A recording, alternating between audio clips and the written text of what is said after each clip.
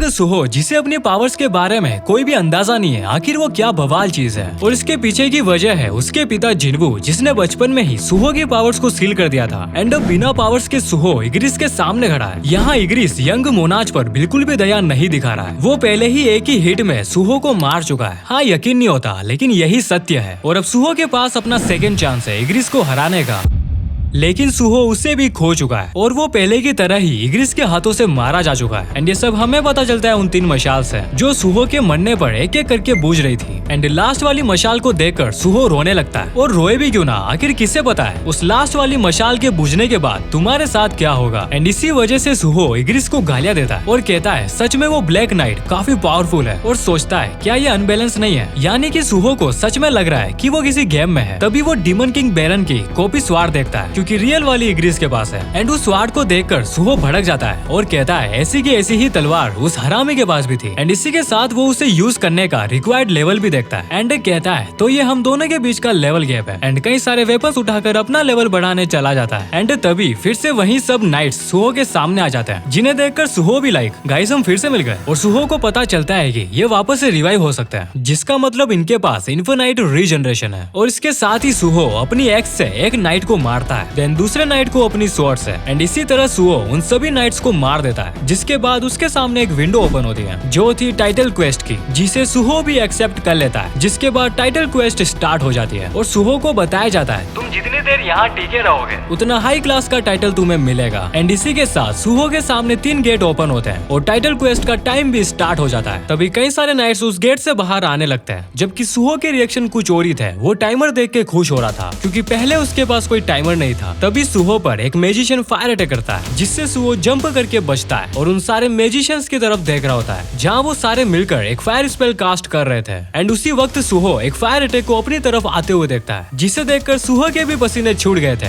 लेकिन सुहो तो सुहो है, वो उस फायर अटैक को अपने शील्ड से रोक लेता है। तभी सुहो के सामने एक बड़ा सा नाइट अपीयर होता है, जो ऑब्वियसली उन मैजिशियंस ने ही समन किया था। तो ऐसे वो मैजिशियन सुहो के नाक में दम कर रहे थे, जो देखकर सुहो एक गहरी सांस लेता है और अपनी शील्ड को फेंक कर कहता है मुझे इसकी जरूरत नहीं है, और अपनी स्वार्ड से उस बड़े से नाइट के टुकड़े टुकड़े कर देता है। जिसके बाद वो उस स्वार्ड को बाकी नाइट की तरफ फेंक देता है, ये कहते हुए मुझे इसकी भी जरूरत नहीं है, और जंप कर अपने एरो से उन मैजिशियंस को मार देता है। जिसके बाद सुहो उस बो को भी फेंक ही देता है एंड एक अशिशन की तरह नाइट के पीछे जाकर खड़ा हो जाता है और अपने डेगर से उस नाइट का काम तमाम कर देता है। जिसके बाद उन डेगर्स को भी 2 नाइट की तरफ फेंक देता है और कहता है मुझे किसी भी चीज की जरूरत नहीं है, क्योंकि एक मर्द अपने हाथों से लड़ता है। जिसके बाद हम देखते हैं सुहो उन सारे मैजिशियंस और नाइट्स को मार चुका होता है। एंड सुहो की ऐसी फाइटिंग स्पिरिट को देखकर उसे मार्शल आर्टिस्ट की क्लास दी जाती है। तभी फिर से सुहो के सामने एक नोटिफिकेशन आती है, जिसमें लिखा था तुम एक्सपेक्टेड टाइम से ज्यादा देर तक टिके रहे और अभी भी तुम्हारे पास 50% से ज्यादा हेल्थ है एंड तुमने सारे एनिमीज को मार गिराया है। तो इन सारी चीजों को एनालाइज कर सुहो को पॉइंट्स दिए जाते हैं, जो प्रमोशन पॉइंट के लिमिट से भी ज्यादा थे। और इसी चीज को देखकर सुहो को एक एडवांस क्लास का टाइटल दिया जाता है, जो था मार्शल आर्टिस्ट से सोल स्ट्राइकर का। लेकिन ये चीज भी सुहो के लिए कमी थी, क्योंकि उसे लगता है वो अभी भी उतना स्ट्रॉन्ग नहीं है जिससे वो इग्रिस को हरा पाए। तो यह सिर्फ मैं इग्रिस को इग्रिस कह रहा हूँ, बाकी सुहो को पता नहीं है वो ब्लैक नाइट कौन है। एंड वो एक जगह स्टील हो जाता है, जिसके बाद वो सारे नाइट्स एक एक कर वापस से रीजनरेट हो जाते हैं। एंड ये ऐसे ही कोइंसिडेंटली नहीं हुआ था, ये चीज सुहो को पता थी अगर वो एक जगह खड़ा हो जाएगा तो ये सारे नाइट्स वापस से रीजनरेट हो जाएंगे। एंड इसके बाद वही होता है जो हम देखते आ रहे हैं, सुहो उन सबको फिर से ठिकाने लगा देता है। बट इस बार सुहो को कुछ आइटम्स भी मिलते हैं जो थे ए और एस रैंक के, जिसमें से सबसे खास था डीमन गॉन्टलैंड्स। जिसके तुरंत बाद हम सुहो को इग्रिस के सामने देखते हैं, जहाँ सुहो जाते ही कहता है दोस्त मैंने तुम्हें ज्यादा इंतजार तो नहीं करवाया एंड इस बार मेरी चांस है, इस बार मुझे पक्का लग रहा है सुहो कुछ तो करने वाला है। तभी इग्रिस फिर से वही वाला अटैक करता है, जिसने पहले 2 बार सुहो की बजा के रख दी थी, बट इस बार सुहो उसे डॉज कर लेता है एंड इग्रिस को पंच मारने की भी ट्राई करता है। बट इग्रिस उसे अपनी स्वार्ड से रोक लेता है और सुहो पर एक अटैक करता है, जिसे सुहो डॉज भी कर लेता है। एंड सोच रहा होता है ये अभी भी इनफ नहीं है, मुझे अपनी स्पीड बढ़ानी होगी। तभी इग्रिस फिर से क्रिटिकल हिट करता है और फिर से सुहो उसे ब्लॉक करने में कामयाब रहता है। बट उस हिट में इतना पावर था जिसके इम्पैक्ट से सुहो दूर जा गिरता है एंड फिर वहीं से सुहो इग्रिस पर एक पंच लैंड करता है जिसे इग्रिस भी ब्लॉक करने में कामयाब रहता है। एंड सुहो की ऐसी पावर देख इग्रिस सोच रहा होता है अभी यंग मोनाच अपने 100% पर भी नहीं है और वो अभी से इतने पावरफुल है। और यही सोचते सोचते इग्रिस भी एक अटैक करता है जिससे कई सारे पिलर्स कट जाते हैं। जो देख सुहो सोचने लग जाता है ये ब्लैक नाइट नॉर्मल सोल्जर से काफी स्ट्रॉन्ग है, इसकी पावर को इमेजिन नहीं किया जा सकता है, बट इसका मतलब मैं भी इसी की तरह हूँ। और थोड़ी देर पहले हुई चीजों को याद करने लगता है कैसे उसने लेवल 1 पर भी हाई लेवल के नाइट्स को भी मारा था एंड वो भी आसानी से। और जो अभी मेरे पास स्टैट्स है वो कहीं से भी 70 लेवल के नहीं है, वो 110 लेवल जितने हैं। और इसी के साथ वो इग्रिस को एक पंच मारता है जो सच में काफी पावरफुल था और एक के बाद एक वो इग्रिस को पंच मारता रहता है। वहीं इन सभी पंच को खाकर इग्रिस कह रहा था सच में यंग मोनाच की पावर इनक्रेडिबल है। तभी सुहो अपना लास्ट पंच मारता है जिसे देखकर इग्रिस भी कहता है यंग मोनाच मैं हार गया एंड इग्रिस मारा जाता है और सुहो जोर से चिल्लाकर कहता है आई वॉन, फाइनली मैं उस हरामी से जीत गया हूँ। तभी उसके पीछे एक गेट ओपन होता है एंड इसके बाद ही सुहो अपने सबसे फेवरेट शैडो सोल्जर से लड़ेगा जो है बेरू